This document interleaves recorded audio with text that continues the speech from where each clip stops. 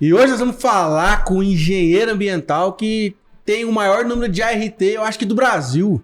Porque o homem já licenciou mais de 10 mil empreendimentos, licenciamento, outorga de água, enfim. E hoje eu quero saber, porque tem licença aqui que você nem tem noção que precisa ter, viu? E eu acho que a maioria dos produtores rurais também não tem esse conhecimento, só tem conhecimento quando chega lá a notificaçãozinha e a multinha milionária para pagar depois, viu? Olha só, ele é engenheiro ambiental, fundador da Supremo Ambiental, uma empresa especializada em consultoria ambiental com mais de 60 colaboradores.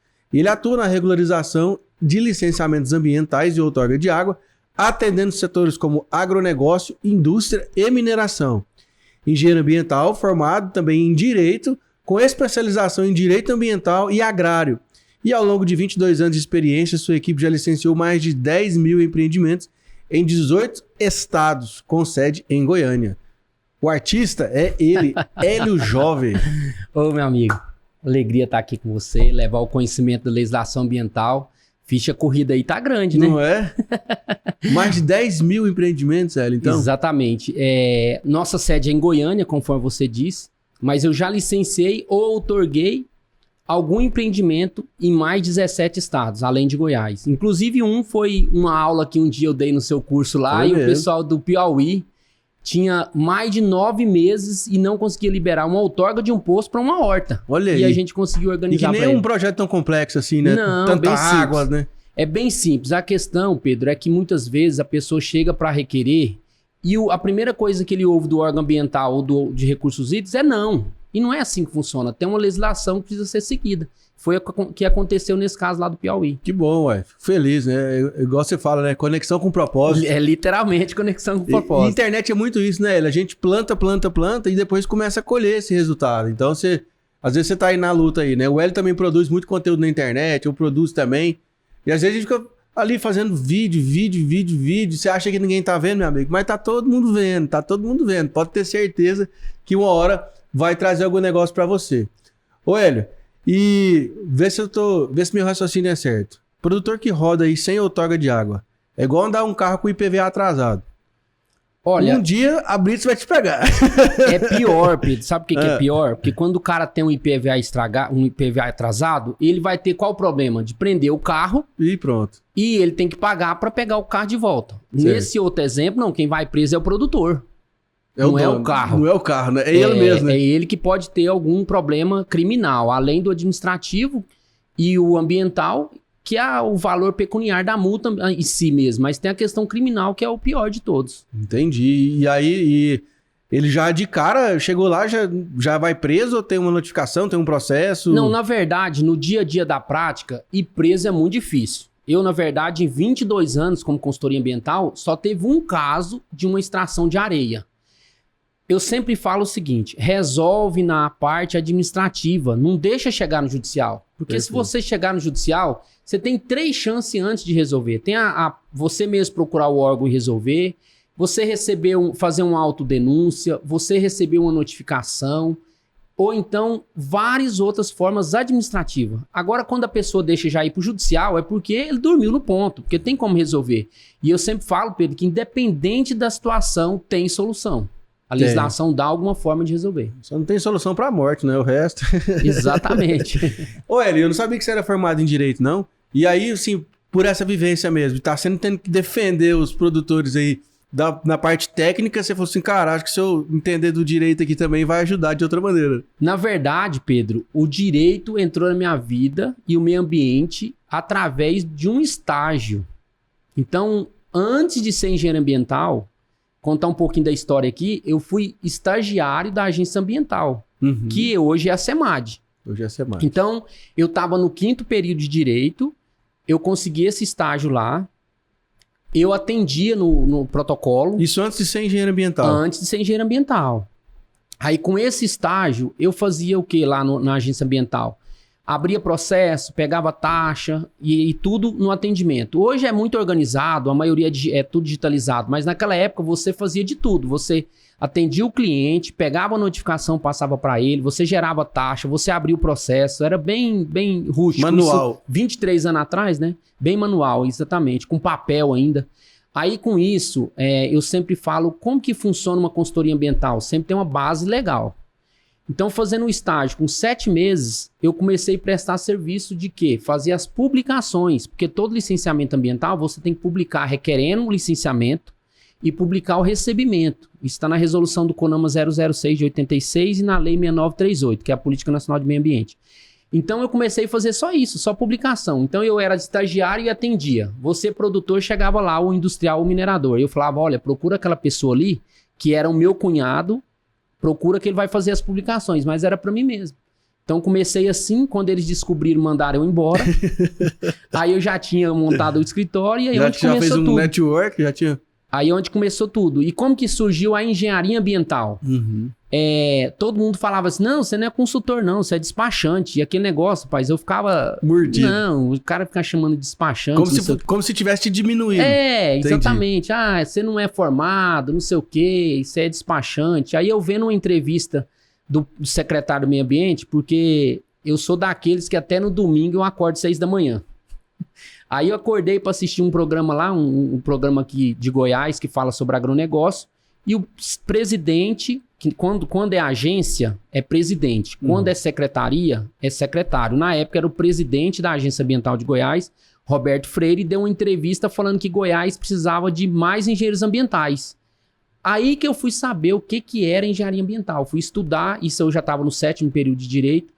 Eu falei, quando eu terminar Direito, eu já emendo e faço Engenharia Ambiental. E foi desse jeito que eu fiz Engenharia Ambiental. Todos os 2 cursos foram na PUC aqui em Goiás. E fui só especializando na legislação ambiental cada dia mais. Não, porque você ficou tão grande, né, assim, com a Suprema e tudo mais, que eu achava que era o contrário. Eu achei que você era um engenheiro ambiental e que depois você foi pro direito, né? Então você nem chegou a advogar. Não, eu não sei nem por que eu fiz direito, Pedro, porque eu sou literalmente matemático. Eu gosto de objetividade, matemático, de engenheiro. E o direito é subjetividade o tempo todo. Às vezes você ganha, amanhã você já perdeu. Às vezes você muda perde, a interpretação. né? Exatamente. Então, como eu sou muito objetivo, matemática, sinceramente, eu falo que é questão de Deus eu ter feito direito. O que me ajuda diariamente a entender da legislação ambiental e não existe engenharia ambiental, não existe consultoria ambiental sem conhecer da legislação. Tudo que você for fazer tem uma base legal. Tudo tem uma base legal, né? E te deu outros conhecimentos, né? Igual você falou, que você aplica hoje. Eli, eu acho que você é um case muito de sucesso, né, cara, dentro da engenharia ambiental mesmo, porque, cara, é uma profissão que a gente vê poucas pessoas mesmo, né? Parece que não tem tanto mercado, né? Assim, tem mercado demais, tem muito serviço, tem muita demanda, mas a gente não vê tantos profissionais de fato no mercado, né? Um mercado carente, né? Na verdade, tem muito, Pedro. A questão é que uma coisa é engenharia ambiental, outra coisa é engenharia florestal, outra é consultoria ambiental. Porque o engenheiro ambiental, qual que é a competência dele?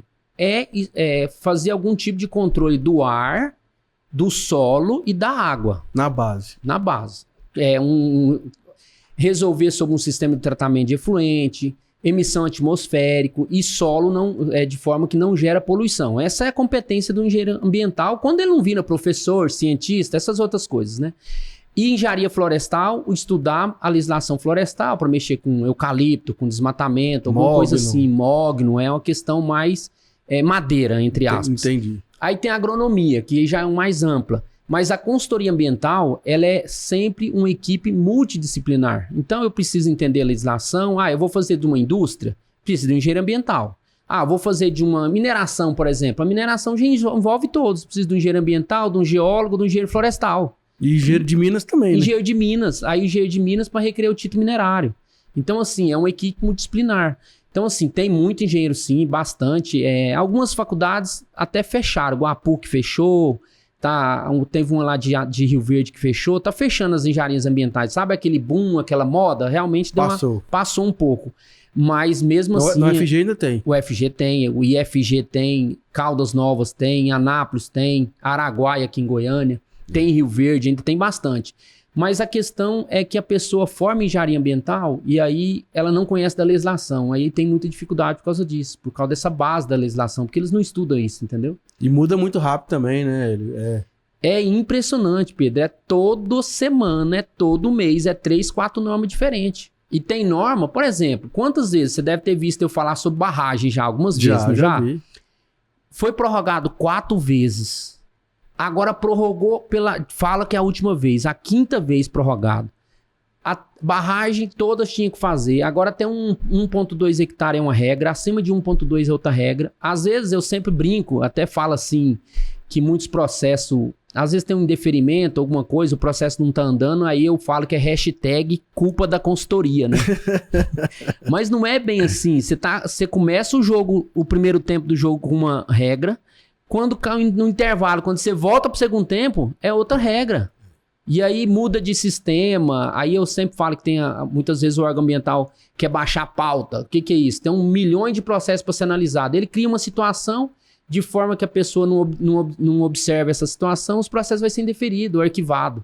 Então, aí tem que começar tudo de novo. Tem que começar tudo de novo. Então, assim, é muito complexo o dia a dia da consultoria. Eu até falo para os clientes, deixa a complexidade com quem tem experiência, quem entende da legislação e da parte técnica, e vai cuidar da rentabilidade do seu negócio, que é bem complexo. Como diria o Ulisses Guimarães, né? No Brasil até o passado é incerto. É verdade. Total. E em meio ambiente, então? Meio ambiente, então, né? Então o cara tem que gostar de estudar, né? Muito. É igual faculdade de programador, o cara já forma desatualizado, né? Exatamente. Não tem pra onde correr, não. Ô, Eli, tem muita licenças, né? Assim, que às vezes, por própria ignorância mesmo do produtor, ele acaba cometendo alguma infração, cometendo algum erro dentro da propriedade dele por falta de conhecimento. Eu te falo que, por exemplo, a gente não aprende na faculdade mesmo de agronomia, de veterinária, de zootecnia, por exemplo, que um confinamento precisa ter uma licença. Exatamente. Não é um trem besta e que não acontece muito? Muito. E tem vários detalhes. A forma de você locar ele na propriedade, tem que respeitar a área de preservação permanente, não pode ser dentro da reserva legal. Alguns estados ainda têm a exigência que tem que ter 200 metros de distância do curso hídrico. Aqui em Goiás, em 2019, foi prescrito essa situação.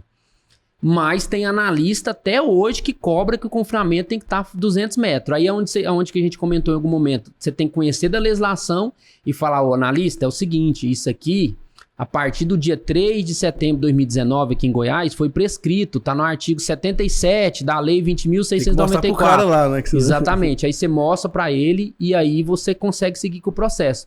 Mas realmente, aí depende da quantidade de animais, para enquadrar o tipo de licenciamento. Às vezes vai ser uma dispensa, pode ser um registro eletrônico ou a própria licença mesmo de instalação e operação.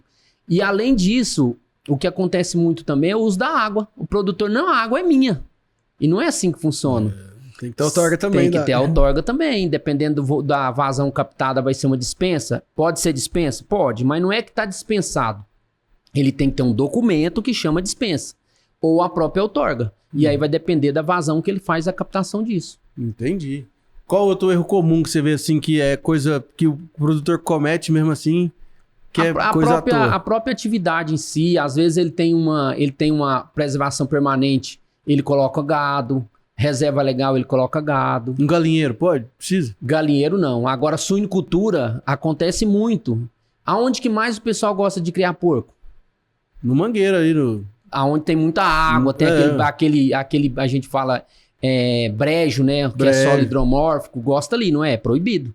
Mas aonde você chega, quanta suinicultura, que a gente fala chiqueiro, né? Para o pessoal entender melhor. A gente chega e fala, isso aqui você tem que destruir. Não, mas não pode, né? Se você não destruir, eu não licencio seu confinamento, eu não licencio seu armazém de grãos, eu não licencio sua atividade pecuária e agricultura, pivô, barragem.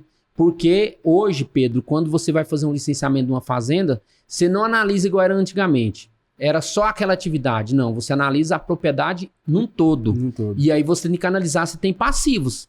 E uma suinicultura dentro de um APP é um passivo. Um desmatamento sem licença é um passivo.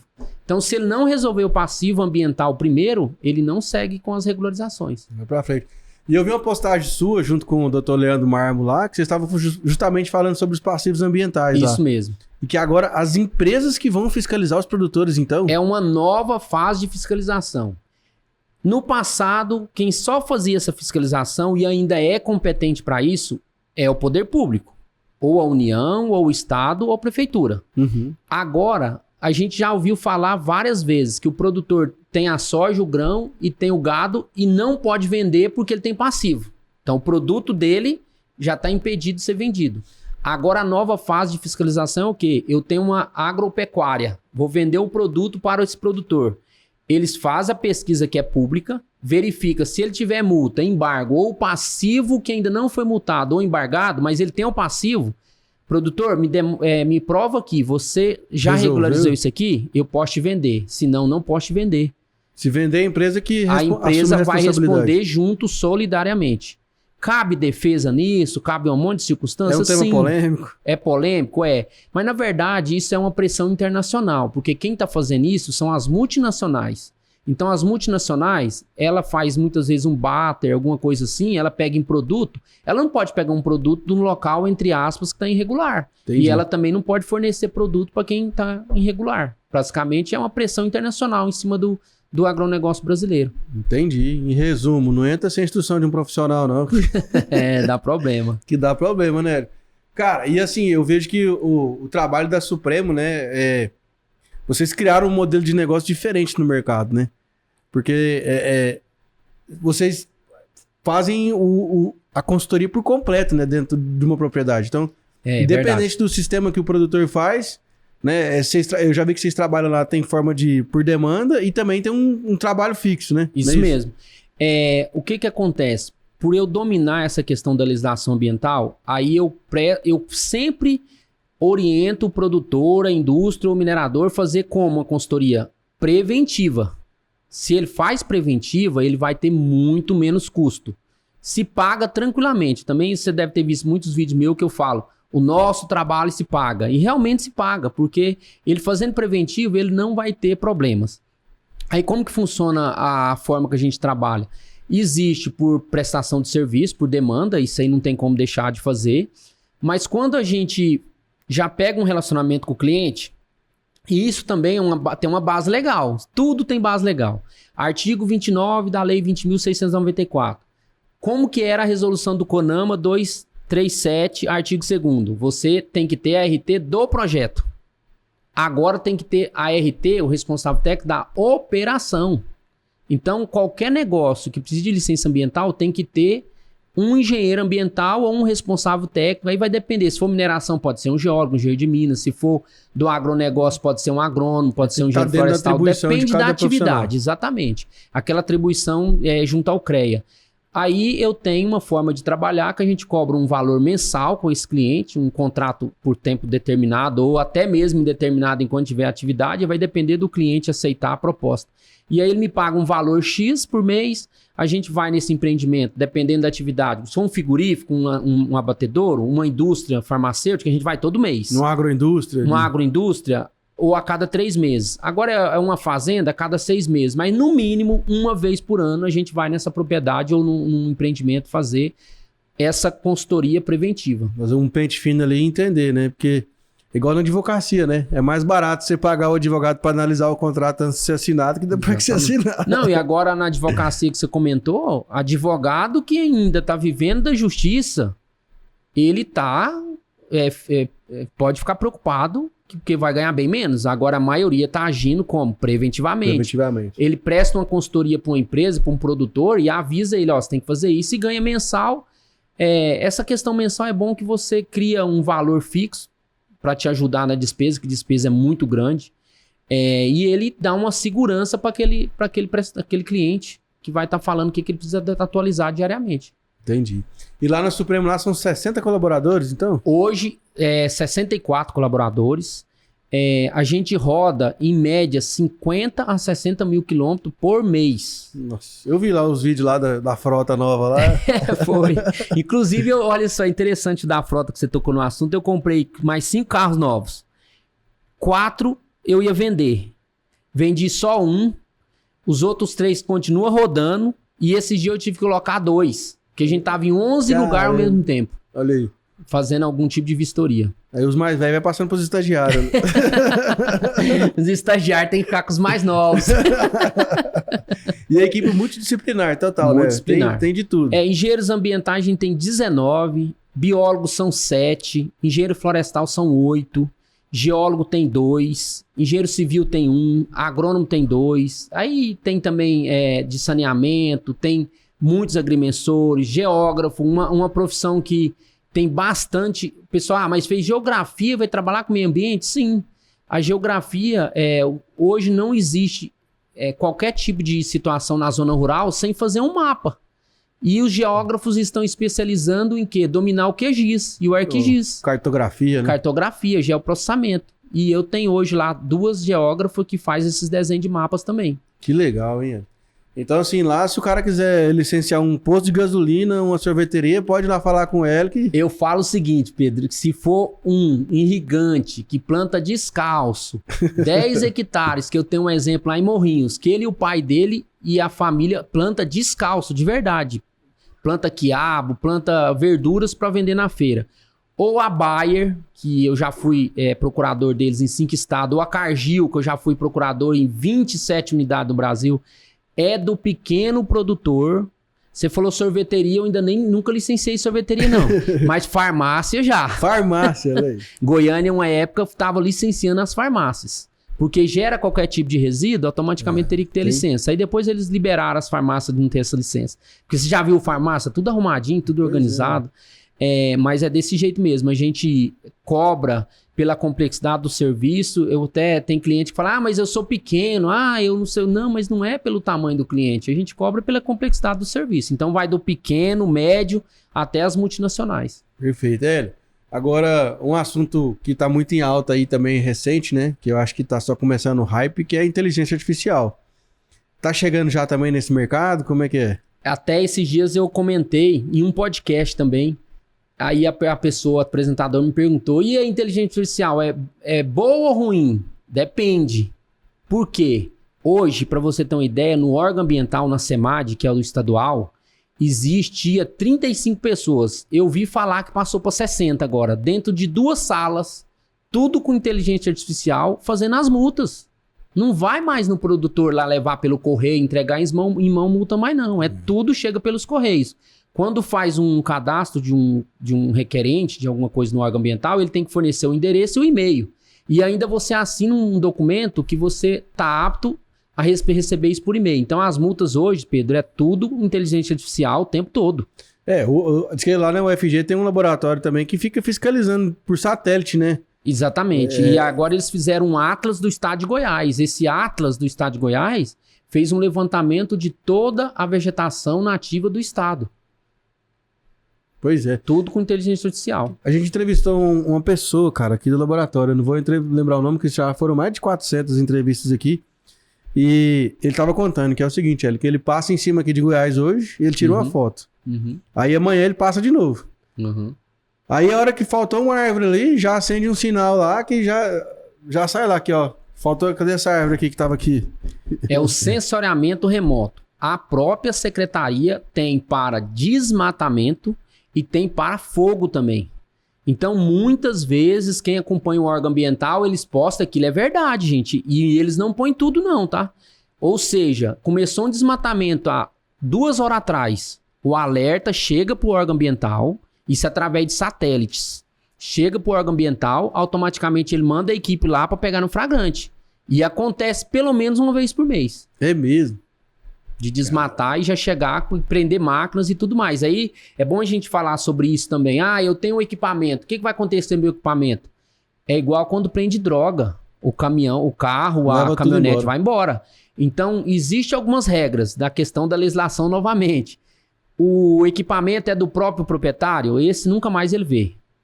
O equipamento é de um arrendamento, uma locação. Se tiver o contrato com data retroativa ao ocorrido, existe uma possibilidade de conseguir pegar esse equipamento na justiça novamente. Mas fica embargado, prende tudo. Olha só, rapaz. E ainda fica como fiel depositário. Você já viu falar que só vai preso em 2 circunstâncias, 3, né? Pensão alimentícia, flagrante e ser fiel depositário. Se a pessoa é fiel depositário de algum objeto e ele dá um fim naquilo, ele vai preso imediatamente. É como se fosse uma avalista? Ele exatamente, é uma avalista daquele bem. Entendi. Que ele fica sob proteção dele. Ele tem que vigiar aquilo do jeitinho que o poder público deixou. Entendi. E nesses 20 anos de carreira que você já tem aí, Já teve algum caso cabeludo aí que você pode contar sem contar o artista? Né? Sei lá, alguma situação que você passou aí que não, você... assim, algum caso... O que mais te marcou, alguns assim? casos curiosos. Veio uma na minha mente agora que, na época, o secretário era Osmar Pires. Ele estava indo de avião para Aruanã fazer algum evento. Quando ele olhou aquele tanto de máquina desmatando, né? Agora você imagina, ele viu isso no avião. Por cima do avião. Hoje é tudo por satélite. Interessante o quanto que as coisas mudaram, né? Já teve caso também, cada dia vai ficando mais complexo. Aí ele já passou o rádio e já falou, ligou estão passando em cima de tal lugar aqui. Exatamente, imediatamente a fiscalização foi lá, mas daquela época tinha que ir lá, pegar a pessoa. Não, mas que azar que esse caboclo deu. Passou por cima e pegou. Então, só com uma situação também que tem acontecido muito, Pedro, cada dia eles criam mais situações novas. Hoje, por exemplo, eu vou fazer um desmatamento. Esse desmatamento até 50 hectares, eu preciso só do inventário florestal, do engenheiro florestal ou um agrônomo. Uhum. De 50 a 500 hectares, aí eu já preciso de 5 biólogos. Porque tem que fazer o estudo de fauna também, não é só flora. Caramba. Beleza, conseguiu a licença ambiental de desmatamento, na verdade o nome correto é autorização para licença de exploração florestal. Não é licença. Licença é quando é no licenciamento de uma indústria, de uma atividade. Desmatamento é autorização. Aí que eu falo que começou a brincadeira. Porque quando ele tá com a licença em mãos, ele vai ter que pagar uma equipe. Aí tem que ter veterinário específico em... Para recolher os bichos. Exatamente. Veterinário específico em animais silvestres. Não é qualquer veterinário. Ele tem que comprovar a especialidade dele. Os biólogos e engenheiros florestais acompanham esse desmatamento. Não é assim mais, eu tenho a licença, vou lá e desmato. Passa o correntão. Não, correntão inclusive é proibido no Brasil inteiro, só o estado do Tocantins que é permitido. Olha aí. Então tem várias regras, às vezes ele tá lá com a licença, agora tô tudo certo. Não, calma que ainda agora que começou a brincadeira, que ele tem que cumprir muitas coisas. Isso tudo vai sendo uma barreira de entrada, né, pra quem quer comprar terra, porque tem que desmatar ainda, né? Ele Com certeza. Cada dia, sem dúvida, meio ambiente... desde a atividade funcionar ou negócios e vendas, não tem como, você tem que olhar isso primeiro. Por isso que eu falo que o ideal, qualquer negócio em zona rural, faça um laudo de passivo para você entender como que está a propriedade, para fazer Antes de comprar uma fazenda. Antes de comprar, para fazer uma análise atemporal que a gente fala, porque existe 2 datas importantes também, Pedro. Foi antes de 22/7/2008, foi consolidado. O que tiver feito foi perdoado. Se foi até 26 de dezembro de 2019... a pessoa vai ser multada, mas se for área de uso alternativo do solo, ou seja, onde pode ter atividade econômica, ele não tem que reparar o dano. Reserva Lagoa APP, ele tem que reparar, isso não tem jeito. Foi depois, aí a reparação do dano é 2/1. Se o cara desmata 1 hectare, ele tem que compensar 2. Através de uma servidão ambiental, ou dentro da própria propriedade, ou extra propriedade. Ou ele tem que comprar outra terra e fazer a compensação. E o povo ainda fala que o produtor brasileiro não respeita o meio ambiente, né? Eu falo e vou sempre falar isso o máximo que eu puder. O produtor brasileiro é o mais sustentável. A produção, o agronegócio brasileiro é o mais sustentável do mundo. Você imagina, se você fizer uma análise nas propriedades rurais, quanto que fala que tem que ser uma reserva legal hoje? Ué, se for no cerrado é 20%. 20%. Né? Então quer dizer que ele pode desmatar 80%? Não, de jeito nenhum. Porque ele ainda tem a APP. Ele tem áreas de restritas acima de 25 graus de declividade. Então não é assim, gente. Uma propriedade hoje, ela perde em média 50%. Isso no cerrado. No cerrado. Quando é 20%, quando que é o 20%. exemplo que você deu. Quando é 35%, que também ainda é no cerrado, na parte do paralelo 14 para cima, sentido da Amazônia. E quando é 80%, quando está dentro da Amazônia. Então, quer dizer, ele preserva a propriedade dele em cima dessa legislação florestal que o Brasil tem, que é a mais rígida que existe no mundo. E detalhe, né, ele? Assim, ele tem que fazer isso do bolso dele. Exatamente. Porque, por exemplo, lá nos Estados Unidos, se você falar que você vai, não, essa área aqui eu vou fazer uma reserva, o governo te paga.